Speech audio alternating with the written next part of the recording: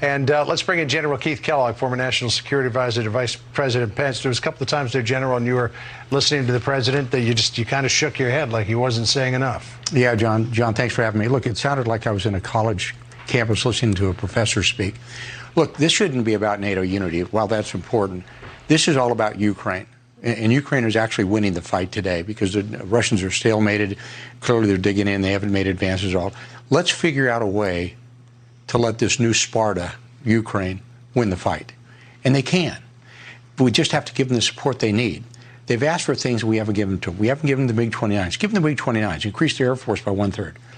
Create the Iron Dome over the western part of Ukraine with the S-300s. So we go to the NATO countries, 3 of them that have them, and replace those with Patriots right away. Take them out of Fort Bliss, Texas. Put them in there.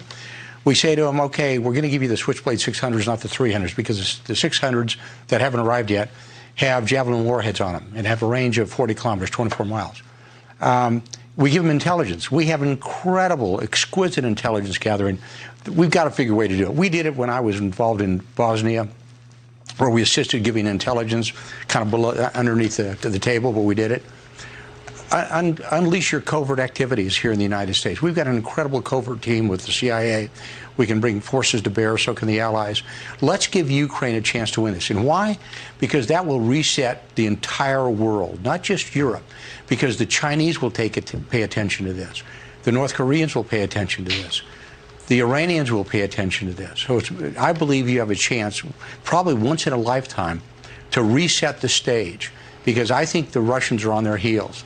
And they're on their heels because nobody thought Ukraine could do what they're doing. I mean, let's be candid about it. I can't find a single military expert that even thought they'd do what they're doing right now. And they do. They've had them on their heels. Let's finish the job. And I think they can do it. And if I was Zelensky, first of all, I'd put about a battalion around him, because the reason they're doing so well is Zelensky's alive. He's the modern-day Churchill. We got to keep him going out there. But I wouldn't, if I was Zelensky, I wouldn't give an inch of territory. I would tell the Russians, you may not leave, but you are going to be facing an unconventional warfare environment that'll make Afghanistan look like child's play. And I would keep on this until Russia breaks, and I think you can break them. And President Biden did, General, take a question on that from the Wall Street Journal. Does Zelensky need to cede any territory? President Biden's response on the world stage was that judgment is based on Ukraine. Interesting to also see that in the very few questions that he took, which I think is notable, as we do see the president live there, obviously with the NATO Secretary General as well. Notable, General, that he took, by my count, it was 6, maybe there at the end, 7 reporters' questions. There was 21 in the room that have traveled there to be with the president. Obviously, some frustration from those reporters, including our own, that did not get questions in. At the top, he made the news as expected that we will be sending $1 billion in commitment to humanitarian assistance for those Ukrainian refugees. And also President Biden making the announcement, as planned, that we will welcome 100,000 of those Ukrainian refugees, those who want to come here to the United States. He also, General, said that NATO has never been more united. The questions he took multiple of from 2 different reporters in the room was on the use of chemical weapons and the potential for so. First, he was asked by the AP, is there specific intelligence? He wouldn't comment on that. But would it result in military action on the part of the United States? President Biden answered, the nature of the response depends on the nature of use. He was asked again, and he said whether or not it would trigger a response. He said a response in kind will make that decision at that time. What did you think of that, General? Yeah, it wasn't a very good answer to me, Alexandra.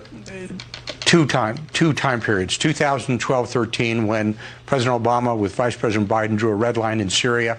You cross that red line using chemical munitions. They used sarin, nerve gas, crickets. We did nothing.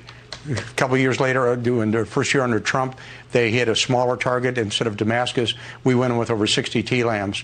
When they cross a line, when you cross a line like that and you kill civilians with sarin nerve gas, that crosses a line that the entire civilized world should stand up to and say, no more, no further. And they should. He should have said that quite clearly. You want to send a message? Tell them what you're going to do. Just for folks at home who don't understand the acronym, TLAM is Tomahawk Land Correct. Missile, right? Right, and we put about a little over 60 of them in their air. Yeah. By the way, that was a joint Russian Syrian airfield. Yeah. In fact, President Trump made the comment, maybe we should have put one through the front door of the Russian commander. What do you make of what he said about President Xi? I mean, he gave us a bigger readout on Xi than we got from the White House initially after that meeting, where he said to Xi, I pointed out the number of American corporations that left Russia as a result of what happened, and indicated that he would put himself at significant jeopardy in terms of economic relations with the United States if he helped Russia. He said China understands its economic future is much more tied to the West than Russia, so I would hope he would not get engaged. I mean, it sounded like the president was pretty tough with him to say, your economy is going to be at risk here if you throw in with Russia. You might get materials and minerals that you want. You might get cheap oil, but you're not going to get the big corporations that are really fueling your economy. And we should put out your massive military growth as well. Yeah, to me, I'd say I would have been a pretty simple comment to Xi. He said, you're party to the conflict if you get involved. Make it very, very clear to him that he's a party to it, and it extends across his military, economic, diplomatic, and then you put pressure on him. And you can actually say to him, and I probably would have said to him, that, you know, we can always go back to a two-China policy if you don't like it. And it kind of raises the ire a little bit. And also put the Ronald Reagan battle group right in the middle of the Taiwan Straits. If you want to play this game, we'll play it. We're the United States of America, and this is how we're going to play. You could also say we're going to start making more stuff in Vietnam and Malaysia and the Philippines and places. And then we've got a whole continent south of us that we could make things in as well. General Kellogg, always great to see you. Thanks for your analysis. Thanks, John. Thanks, Sandra. Sandra? All right. Thank you, General. Thank you, John.